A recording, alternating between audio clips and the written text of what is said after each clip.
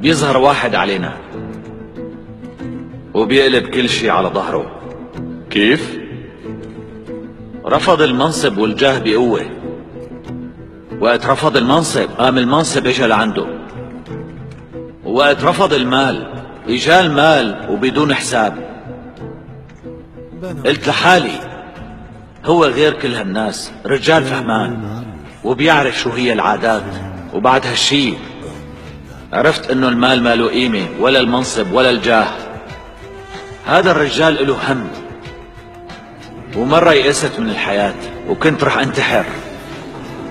منعني وقام قال لي بدي اياك تحارب معي منشان ننهي كل المافيات. وليش قبلت هالشي؟ لاني عرفت شو سبب المشاكل كلها،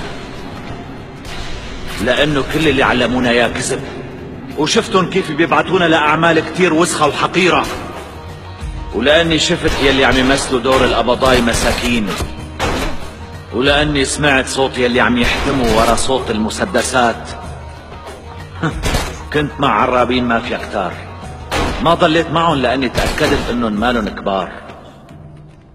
اجا لعندي مراد على مدار وقال يمكن يولد ولد بدون اب، بس ما رح يولد بدون ام.